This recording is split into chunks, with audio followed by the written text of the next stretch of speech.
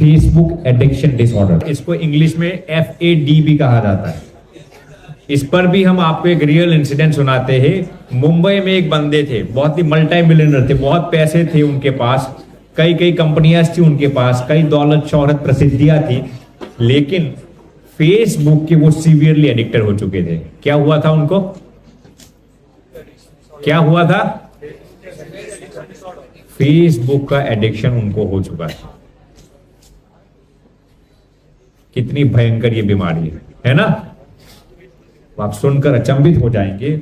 उनकी बीमारी की बदौलत उन्होंने एक बंदे को हायर किया था। क्या किया था? उन्होंने एक बंदे को हायर किया था अपना फेसबुक एडिक्शन छुड़ाने के लिए। अपने फेसबुक के एडिक्शन को छुड़ाने के लिए उन्होंने एक बंदे को हायर किया था। तुझे क्या करना है, जब भी मैं ऑफिस आवर्स में फेसबुक खोलूं ना, तो तुझे एक चाटा मारना है। मुझे क्या करना है? और उसके लिए उसको महीने का 1 लाख रुपया दे रहा था। कितने? सिर्फ इसी शर्त पर कि तुझे मेरे फेसबुक का एडिक्शन छुड़वाना है। महीने का 1 लाख रुपया उनको दे रहा था फेसबुक का एडिक्शन छुड़वाने के लिए। तो जब भी ये बंदा अपने ऑफिस आवर्स में फेसबुक को खोलता है, तो ये बंदा आकर उसको जोर से चाटा मारता है। आप सुनकर अचंभित हो जाएंगे, 3 महीने के अंदर उसका एडिक्शन छूट गया। क्यों? क्योंकि उसको उस एडिक्शन को छोड़ना था। क्या करना था? क्या करना था? उस एडिक्शन को छोड़ना था। हमारे जीवन में क्या हम फेसबुक को दिन में 3 या 4 बार से ज्यादा नहीं खोलते? आप में से कितने लोग फेसबुक को दिन में 3 से ज्यादा बार खोलते हो? Raise your hand please. हाथ उठाइए अपना, उठाइए। कितने लोग हैं जो दिन में फेसबुक को 3 या ज्यादा बार उपयोग करते हो? बहुत लोग है ना। तो you are suffering from Facebook addiction disorder. समझ रहे हैं हमारी बात को? यदि आप भी दिन में 3 या 4 बार से ज्यादा फेसबुक का इस्तेमाल करते हो, then you are suffering from Facebook addiction disorder. तीसरी हम आपको बीमारी पर ले जाते हैं, जिसका नाम है टेक्स्टोफ्रेनिया। क्या नाम है? टेक्स्टोफ्रेनिया। फिर से बोलिए तो। अब टेक्स्टोफ्रेनिया में होता क्या है कि आपको ऐसा लगता है कि मेरी फोन की घंटी बजी, लेकिन फोन आया होता नहीं है। क्या लगता है आपको?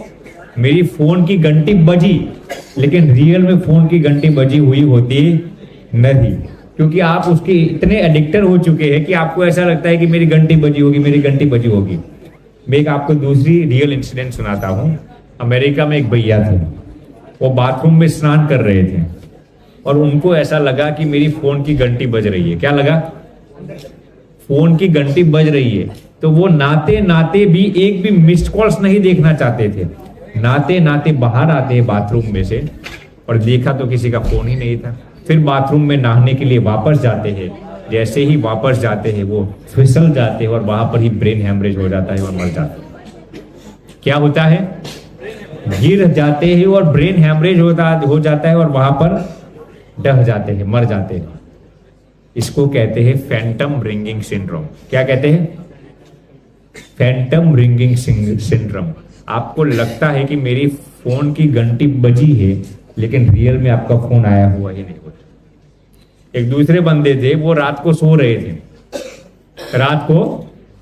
थे, तो उनको ऐसा लगा कि मेरी फोन की घंटी बज रही है, तो उन्होंने नींद में ही अपना फोन उठाकर किसी से बात करने लगे। नींद में ही किसी के साथ बात करने लगे। करीना कैसी हो तुम, कैसी हो तुम। अब उनको मालूम नहीं था उनकी धर्मपत्नी बगल में ही सो रही थी, तो उनकी धर्मपत्नी की नींद उठ गई और वो सोचती है कि करीना नाम की महिला किसके साथ बातचीत कर रही है, हमारे पतिदेव। तो फिर धीरे धीरे मालूम पड़ा कि उनके पतिदेव का कोई करीना नाम की महिला के साथ अफेयर चल रहा था और फिर उनका डिवोर्स हो चुका। तो इसको कहते हैं क्या? Phantom ringing syndrome. आपको ऐसा लगता है कि आपकी फोन की घंटी बजी है, लेकिन वास्तव में फोन आया हुआ होता नहीं। दूसरी बीमारी हम आपको बताते हैं जिसको कहते हैं टेक्स्टोफ्रेनिया। क्या? ये सभी रियल इंसिडेंट्स हम आपके साथ साझा करते हैं। इसको कहते हैं टेक्स्टोफ्रेनिया, यानी कि आपको ऐसा लगा कि मेरे फोन में किसी का मैसेज आया, किसी का टेक्स्ट मैसेज आया, किसी का एसएमएस मैसेज आया, लेकिन वाकई में किसी का मैसेज आया हुआ होता नहीं है। ये भी हम आपको एक रियल इंसिडेंट सुनाते हैं। एक भैया अपने परिवार के साथ दिल्ली से आगरा जा रहे थे। कहाँ पे जा रहे थे? दिल्ली से आगरा जा रहे थे। दुर्भाग्य की बात है कि ये भैया फोन के इतने एडिक्टेड हो चुके थे कि फोन गाड़ी चलाते चलाते भी यदि उनको लगा कि किसी का टेक्स्ट मैसेज आ रहा है तो वो तुरंत देख लेते थे। अब उनको ऐसा लगा कि किसी का टेक्स्ट मैसेज आ रहा है, उन्होंने एक हाथ से गाड़ी चला रहे थे और एक हाथ में मोबाइल पकड़ रखा। देखने गए ऐसा किसका टेक्स्ट मैसेज आया, और गाड़ी सामने पुल के साथ कलाइड हो चुकी और ऑन द स्पॉट पीछे बैठी हुई उनकी पत्नी मर गई, उनका 10 साल का बेटा मर गया और ये बंदा खुद मर गया, और उनकी 6 साल की बच्ची बची हुई। क्या हुआ? वो खुद मर गया, उसकी धर्मपत्नी मर गई, उसका 10 साल का बेटा मर गया और 6 साल की बच्ची गाड़ी में बैठी थी। किसकी बदौलत?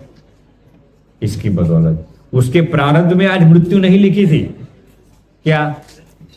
लेकिन सिर्फ उसको ऐसा लगा कि मेरा टेक्स्ट मैसेज आ रहा है, वाकई में टेक्स्ट मैसेज आया नहीं था। सिर्फ टेक्स्ट मैसेज देखने के लिए वो अपने एक हाथ से मोबाइल फोन को उठाता है, एक हाथ से अपनी गाड़ी चलाता है और गाड़ी सामने कलाइड हो जाती है और ऑन द स्पॉट सभी लोग मर जाते हैं।